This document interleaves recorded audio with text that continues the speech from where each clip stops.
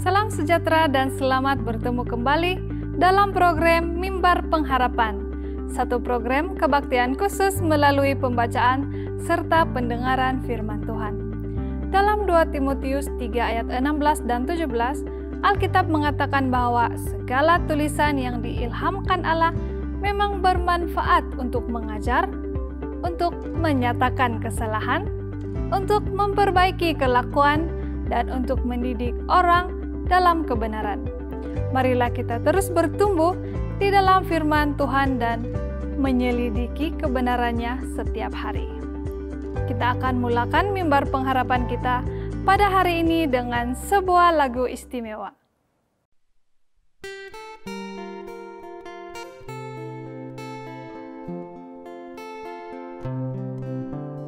Bila kau rasa gelisah di hatimu, bila gelang kabut tak menentu hidupmu, ingat masih ada seorang penolong bagimu.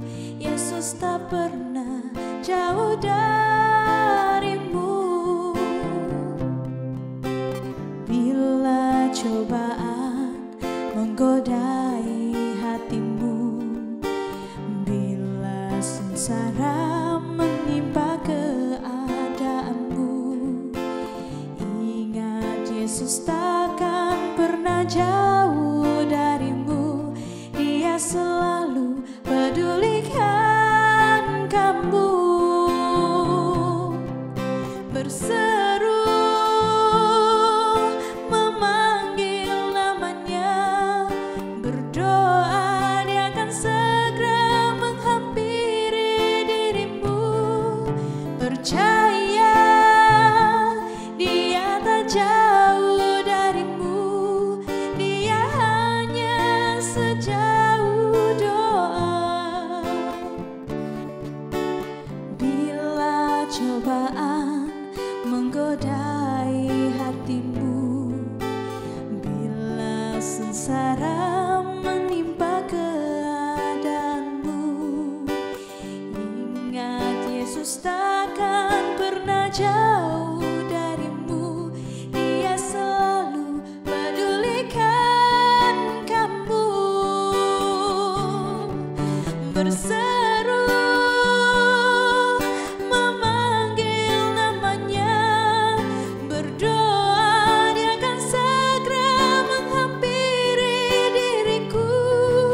Percaya dia tak jauh darimu, dia hanya sejauh doa. Berseru memanggil namanya, berdoa dia akan segera menghampiri dirimu. Percaya dia tak jauh darimu, dia hanya sejauh doa. Dia hanya sejauh doa. Dia hanya sejauh doa.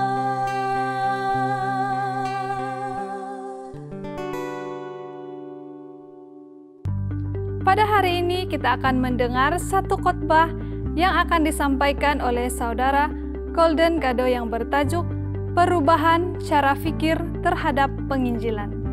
Semoga kita semua akan diberkati melalui perkongsian firman Tuhan ini. Halo, sekali lagi salam Maranatha dan selamat bertemu kembali di ruangan Mimbar Pengharapan. Pada tahun 2015 saya berkesempatan bersembang dengan Pastor Francis Lazanin, Pastor Jibil Simba, Pastor Jogri Gelu, dan juga Pastor Erwin Karo. Pada waktu itu secara kebetulan ada 2 minggu pertindihan jadwal kuliah kami di Ayas. Mereka dalam pengajian kedokteran mereka di bahagian seminari, sementara saya di School of Graduates. Kami ada merancang mau untuk bermain badminton bersama, tapi oleh karena kelas kami terlalu padat dan mendesak, ya tidak pernah kesampaian. Selepas itu tidak pernah lagi serentak untuk mana-mana kelas. Salah seorang dari kami bertanya, bagaimana mau membuat pukulan backhand? Sebab kadangkala sakit bahu, siku, saya bila buat banyak backhand. Pastor Francis yang paling senior pada waktu itu berkata, mungkin kamu hayun tangan. Secara teknikal tidak banyak hayunan itu, tapi lebih kepada pusingan. Kamu bengkokkan tangan ke arah belakang dan pusing ke atas. Walaupun pada waktu itu kami sedang makan petang, sempat juga Pastor Francis buat sedikit demo. Juga tanpa raket. Dan pastor yang bertanya itu berkata, oh begitu pula. Saya tidak pernah bertahu dan kawan-kawan main saya tidak pernah bagi tahu. Sesiapapun dalam keadaan seperti ini pasti akan berterima kasih karena ada individu yang memberitahu. Mari kita berdoa. Bapa kami dalam kerajaan surga, pada waktu ini kami mau mengundang kehadiran Roh Suci Tuhan agar hadir bersama kami, agar message dalam pendengaran kami ruangan ini pada waktu ini membawa lebih dekat kepada Tuhan setiap kami. Dalam nama Yesus kami berdoa, amin. Dalam khotbah saya dahulu, saya ada berkongsi pengalaman 2 askar yang tidak tahu arah untuk balik ke hotel mereka. Sesat adalah pengalaman yang pahit dan kadangkala ngeri.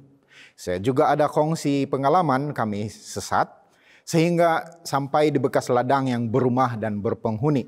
Penghuni rumah itu memberitahu yang kami berada di jalan yang salah.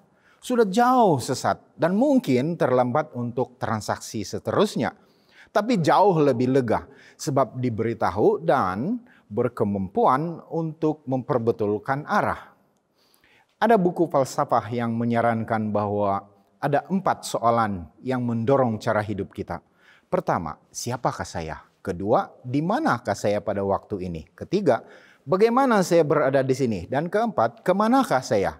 Dan bagaimanakah saya boleh sampai ke destinasi saya? Ada satu buku oleh Ellen Foster yang memberitahu tentang cerita ini.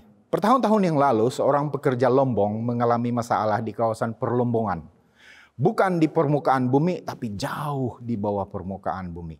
Dia tersesat, lalu kehabisan minyak lampu. Ini ialah era di mana belum ada Lazada yang menjual lampu rechargeable.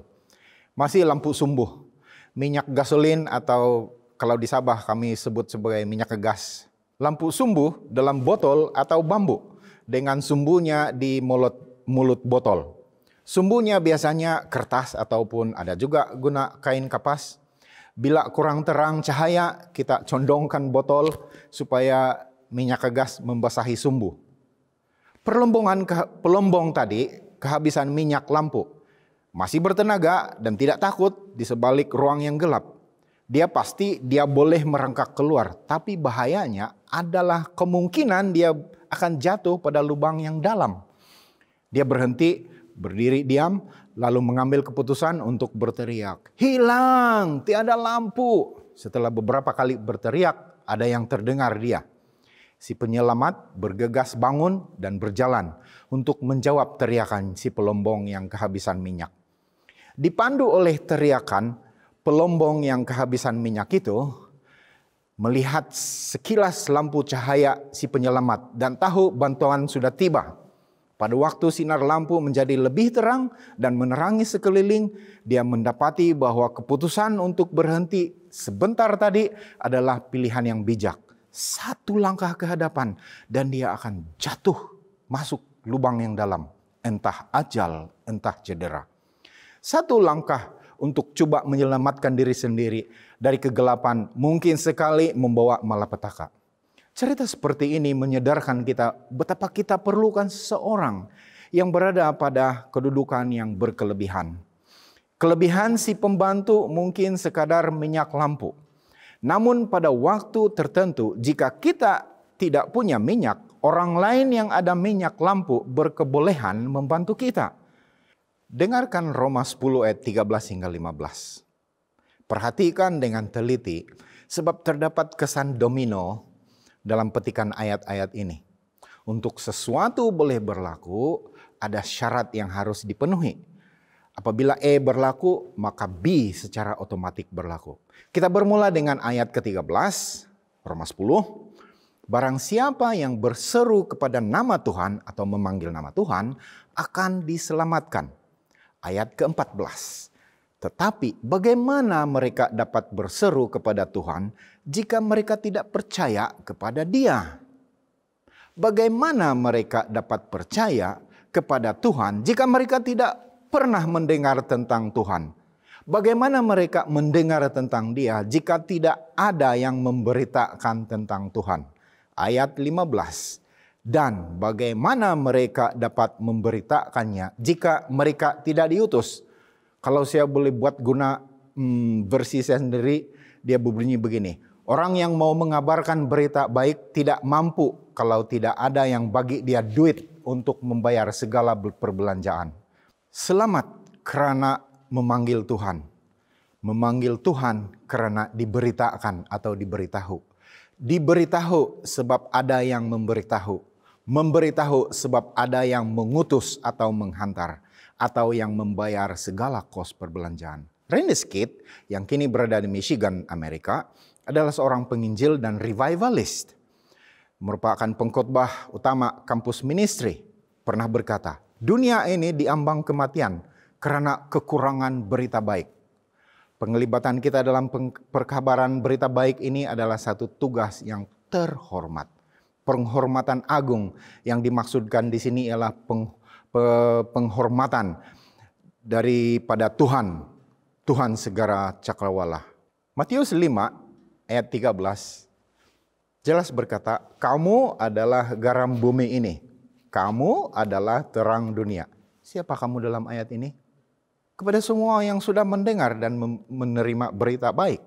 Dan mungkin kita berpikir, sedikit saja kita ini. Tapi ingat, kamu tidak perlu bubuh banyak garam pada makanan untuk membuatkan lauk sedap. Sedangkan untuk mengawet makanan pun bukan juga sehingga berkilo-kilo garam. Di tempat yang gelap, sedikit terang pun sudah memadai untuk memulakan semarak cahaya. Jumlah kita yang sudah mendengar dan menerima kabar baik masih lagi minoriti dalam dunia ini. Berbanding dengan mereka yang belum mendengar. Tapi setiap penyelesaian tugasan bermula dengan satu langkah kecil. Tidak akan ada, dengar ini, tidak akan ada seorang pun yang selamat di sorga nanti, yang mahkotanya tidak berbintang. Sekiranya Anda masuk, akan ada jiwa di prasarana mulia itu nanti yang telah menjumpai pintu masuk ke sana karena penglibatan Anda. Kita tahu bahwa terdapat negara di bumi ini di mana kabar baik masih lagi tegar dengan halangan terhadap penyebaran Injil atau kabar baik. Memang kita akui terdapat perkembangan pesat dari segi kadar tembusan. Injil semakin pesat tersebar di beberapa negara. Namun halangan politik dan idealisme masih menghalang kebebasan untuk lebih ramai dapat mendengar kabar baik. Malahan di negara yang memberi kebebasan perkongsian kepercayaan pun tidak juga kurang cabaran. Terdapat perumahan yang dikawal ketat, tidak membenarkan sesiapapun sampai ke pintu rumah mereka. Bagi sesiapa untuk meletakkan risalah atau buku. Maka itu sebabnya kita mengharap dengan adanya siaran radio, televisyen, dan internet, kita dapat kabarkan kepada semua. Kabar baik ini kita dapat sejak malaikat berkata kepada para gembala, aku memberitahu kepada kamu kabar baik yang akan berlaku kepada semua orang. Sebab kepada kamu dilahirkan hari ini seorang penyelamat. Dia adalah Kristus Tuhan. Ungkapan membawakan kabar baik diterjemah dalam kata Yunani sama untuk memberitakan Injil. Berita baik atau kabar gembira adalah cara untuk melepaskan diri dari dosa dan segala kesan dan akibatnya. Dengan cara itu Tuhan bersama kita, Immanuel. Melalui iman kepada Yesus, semua dapat diselamatkan. Message hidup ini adalah untuk dunia dan harus diumumkan oleh mereka yang sudah percaya. Jika Anda letakkan diri Anda pada kasut mereka yang tidak mempunyai peluang mendengar kabar baik, mungkin Anda akan dapat memahami ungkapan seperti ini. Kenapa kamu tidak beritahu saya? Kita yang sudah mengenal Yesus sebagai juru selamat kita, Adakah perkataan yang kamu boleh temui untuk menjawab jika mereka yang tidak dapat berseru pada nama Tuhan dan tidak akan selamat, lalu bertanya kepada kita, kamu duduk sepejabat dengan saya, kamu tidak beritahu saya? Dan hei, sepandai-pandai kita berselindung, lambat laun orang tahu juga. Dan mereka akan bertanya, engkau berpendapatan setiap minggu, setiap bulan, kenapa kamu tidak mengetepikan sedikit untuk membiayai orang lain supaya mereka dapat mengedar risalah? Supaya mereka dapat melawat dan memberitakan kabar baik? Kita sangat beruntung sebab kita lahir di negara yang membenarkan penyebaran kabar baik. Kita beruntung sebab kita lahir pada keluarga yang tidak tinggal di pangsapuri, yang dikawal ketat. Bayangkan jika Anda lahir tanpa peluang mendengar berita baik. Anda pasti akan bertanya, hei, kenapa kamu tidak beritahu saya? Kenapa kamu tidak hantar orang lain untuk memberitahu saya? Kamu sibuk mencari nafkah. Mustahil juga tidak boleh bagi sedikit untuk membantu penyebaran kabar baik. Kalau kita hilang, kita mau ada orang yang memberitahu supaya kita tidak berterusan pada laluan yang salah. Saya ingin menjemput kita semua untuk memeriksa pelusuk hati kita agar memberi ruang berpikir bagaimana kita dapat membantu mendengarkan kabar baik kepada mereka yang belum mendengar kabar baik. Salam berdoa. Sampai Maranatha. Mari kita berdoa. Tuhan yang bersemayam di kerajaan surga, masuklah dalam hati setiap kami, agar kami tidak terlalu tamak dengan kabar baik yang telah kami dengar. Gerakkan hati kami supaya kami akan menggerakkan tenaga kami, keupayaan kami, dan pendapatan kami untuk menggerakkan pekerjaan Tuhan untuk menginjil mereka yang belum pernah mendengar nama-Mu. Dalam nama Yesus kami berdoa. Amin. Sekian saja program Mimbar Pengharapan kita pada hari ini. Jangan lupa untuk bersama kami lagi pada siaran seterusnya. Ingatlah, firman Tuhan dalam Yakobus 1 ayat 22 mengatakan, tetapi hendaklah kamu menjadi pelaku firman dan bukan hanya pendengar saja. Sebab jika tidak demikian, kamu menipu diri sendiri. Marilah kita menjadi pelaku firman dan hidupkanlah kebenaran yang kita temukan ini di dalam kehidupan kita setiap hari. Semoga Tuhan memberkati sahabat semua dan sehingga kita bertemu lagi.